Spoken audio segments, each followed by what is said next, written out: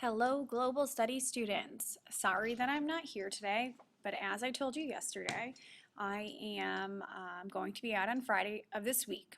Now, that means that as of today, you should have all of your evidence and explanations done in your number 29 of your table of contents, including the links. And what we're going to talk about today is how do we write a persuasive conclusion and how can we do that effectively?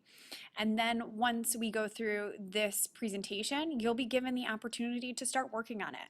My expectation is that it will be done on Monday. So pretty much what I'm expecting of you is to have that entire packet of number 29 done when you walk in the door on Monday.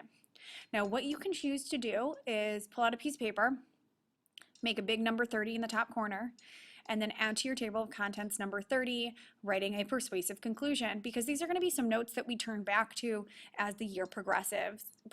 So rather than you writing it in the packet and potentially not having enough room, I'd rather have you write it in a really effective manner. Now, as you guys asked, I'm going to try to pause more so you can write down and not feel rushed. However, feel free to ask the substitute, who I believe is Mrs. Chase. Good morning, Mrs. Chase. To pause it if you need to have that pause so you can have some extra time. Today's notes are much shorter than yesterday's, and you do not need to write down the examples, just write down the notes.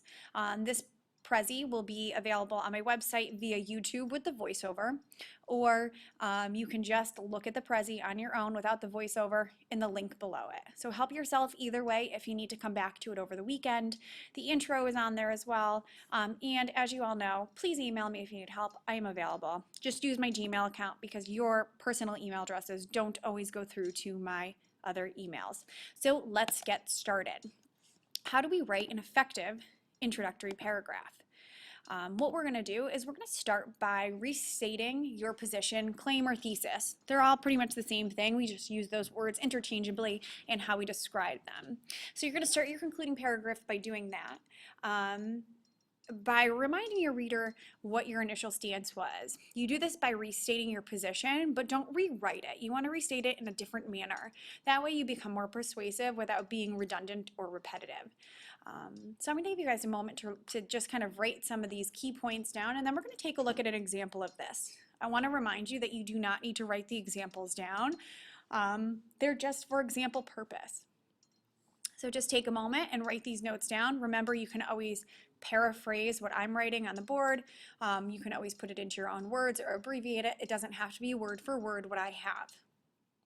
If you feel like I was redundant or repetitive in this slide, then don't write everything down. It's up to you.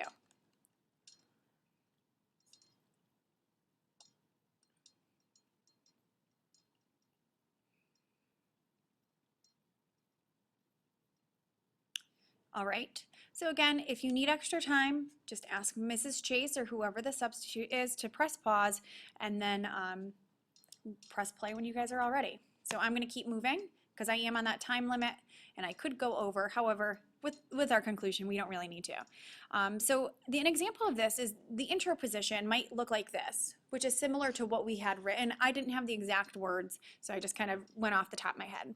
Moving forward, it is obvious that the immigration crisis must be addressed.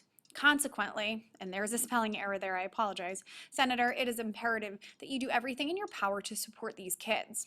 Now, rather than saying this exactly the same way in the conclusion, we want to restate it in a different manner that is fresh and interesting to our audience. Because if we just restate the same thing, your reader is going to look back at your intro and say, hey, why are you telling me the exact same thing? This is boring, number one, and number two, you already said it. I don't need you to say it again. So a good way that you can do this is by saying, as you can see, Senator, these children deserve the opportunities that America has to offer. You have the ability to make that happen.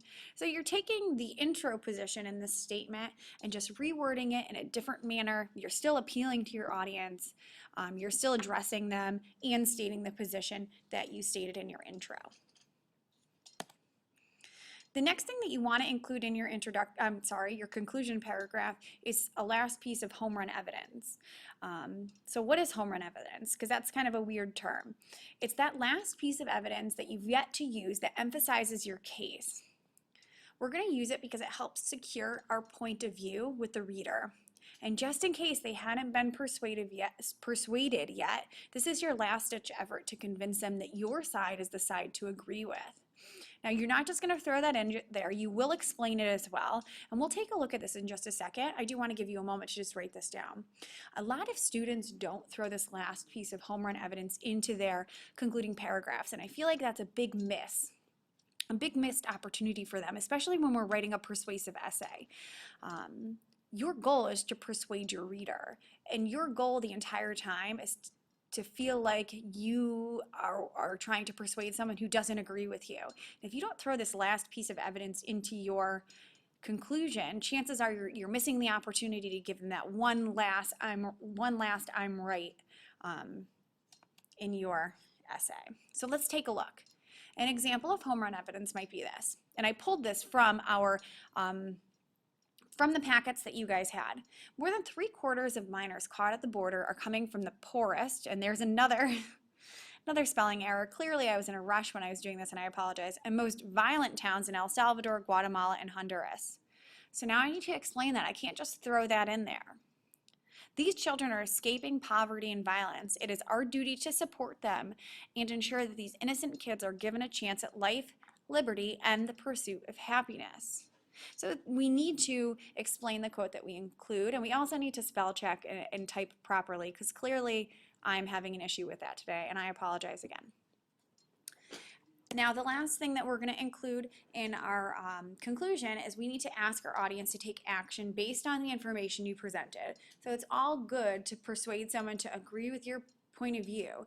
However, in a persuasive essay, it's really important that you ask your audience to take action, because then you're engaging them and really appealing to them. So what do you want our state senator to do with the info you provided? You're urging him to take some action. So let's take a look at this, and we did this in our intro, and we're going to just do it in a different manner in our conclusion. Due to the overwhelming evidence presented in the media, it is easy to determine that our country's job is to support these innocent children. Therefore, Senator, please support these kids. Pass any legislation necessary to help them maintain their safety and security in our nation. Please allow them to live the American dream. So I'm again tying that back to kind of the home run evidence that we had presented. It's the same position that I've been defending the entire essay, and it's just one last appeal to my audience to agree with what I have to say. And this is a really important thing that you need to do, because it becomes a very persuasive essay when you urge them to do something. It's not just you need to agree with me, but now you need to take action, because what I just told you is so important that you can't just think about it. You now need to do something about it. So your task now is to spend some time working on your your concluding paragraphs. So in your number 29 packets, you'll see number 5 in the outline is concluding paragraph, and it states the 3 things that you need to do: restating your position in an interesting manner, including your home run evidence, and then having a last appeal to your audience and asking them to take action moving forward. Remember, I expect these to be done for Monday, which means the entire packet should be done by Monday. And please email me over the weekend if you need help, including today and this afternoon, just not during class, please. That way it can help you moving forward. On Monday, I will meet you all in the library media center, because we'll be working on typing these rough drafts. And your rough draft will be due on Wednesday. There is no school on Tuesday, which means you need to make plans if you don't have a computer or internet in the house. You are more than welcome to stay after school with me on Monday if you need additional time from the class time to type. But you also might want to make a plan to go to the library on Tuesday or go to a friend's house on Tuesday, so that way you can get the rough draft typed, because it needs to be printed when you come in the door on Tuesday.